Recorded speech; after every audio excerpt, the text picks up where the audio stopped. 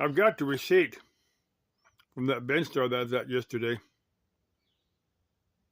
I thought someone else might want to go over there.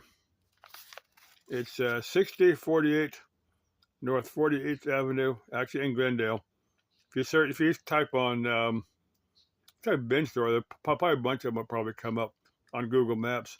But if it's Daily Binge, DEALZBIN store, it's 6048 North 59th Avenue. If you type 6048 North 59th Avenue, I'm sure this will come up. I remember it was on the west side of 59th Avenue, just north of Bethany Home. But it is in Glendale. I'll probably go back over there again. And what they do, one day a week, I think it's Fridays, they'll bring out all brand new stuff.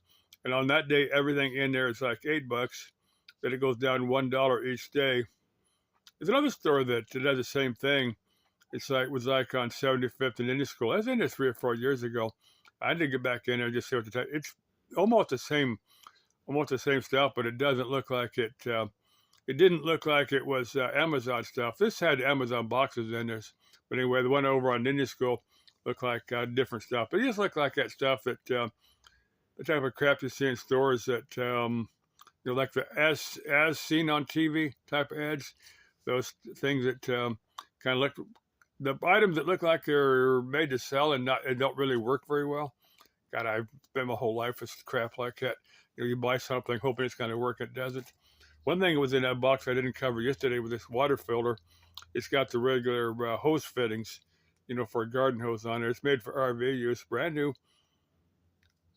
It's unlikely I'd ever use it. So if somebody wants it, let me know. You got to come over here and get it. It's not worth paying shipping or anything. If somebody just wants it, let me know and I'll just hand it to them. You're free. We probably have to make a YouTube video. Let me see. Let me get to this Catch-22 book. No, I don't think that's the actual Catch-22 book. I think it's just kind of but I think the actual Catch-22 book is kind of in that War and Peace type lengthy book. Book is maybe about 2 inches thick or something. Because I think this is just kind of the Reader's Digest version of the Catch-22 book. Because just the way the pages are numbered in there, they've got pages starting from 400. That's about the third page in there. So it's just a concentration just explaining what the Catch-22 book is about. I'm going to read through there and just see if it's because like I said, I've never read Catch-22. It's not really type of book that I would normally read, but since it was in that box, I'll probably just read it. This mentalism. Now, just that one once is misspelled, misapplied on the front. So the back kind of explanation, and that's all worded correctly. So I'll go through there and just kind of thumb through there and just see if there's anything interesting in there. See if there's any other misspelling. And that head, I have no idea what that's supposed to be. I've seen books like that where you look at them and see, what the hell were they doing? What why did they do it that way? You just kind of wonder. Another thing. Now it's unlikely I'd ever buy my own pirate ship, but if I do, I've already got the Jolly Roger flag. Of course, if I could afford my own pirate ship, I could probably afford my own Jolly Roger flag. I'm not sure whose flag I'd actually put on the mast. If I was going to operate it as a pirate ship, I wouldn't. I was born in Phoenix. I'm an American, so if I were going to operate it as a pirate ship, I definitely wouldn't put the American flag on there, just because that wouldn't be proper. I'd probably invent my own flag and fly that. Of course, I probably wouldn't be on the ocean very long. Some other bigger, meaner person, the bigger, meaner boat would seize my boat. Probably the Coast Guard or DEA or somebody would probably seize my boat and say, "Man, what the hell's wrong with you?" But anyway, let's see what else I got to cover.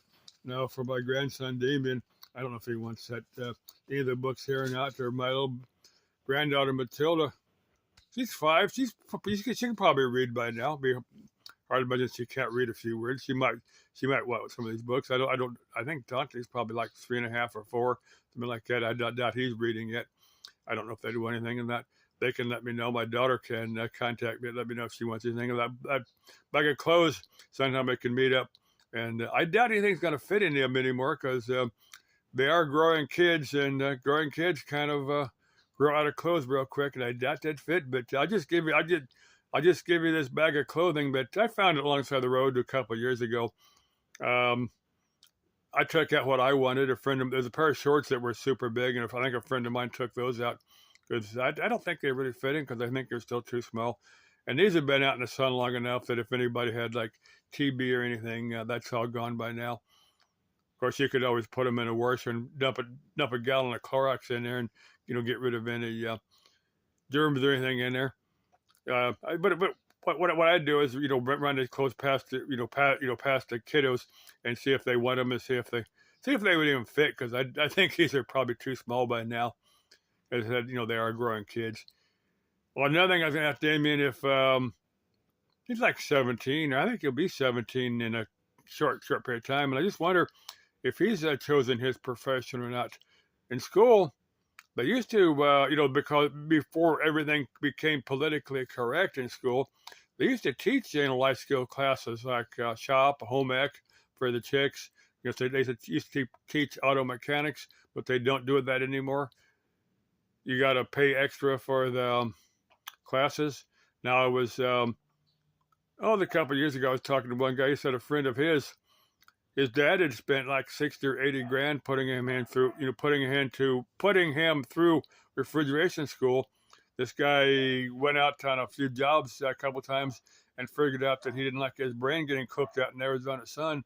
So he just kind of threw away that education his father had paid for him, which is, to me, it's pretty stupid. He should, well, if you're interested in a particular skill, like doing, if you want to get into mechanics, you can go down to a shop where they're doing mechanics, or just find somebody that's restoring something and just volunteer. Said, hey man, would you let me help you work on something?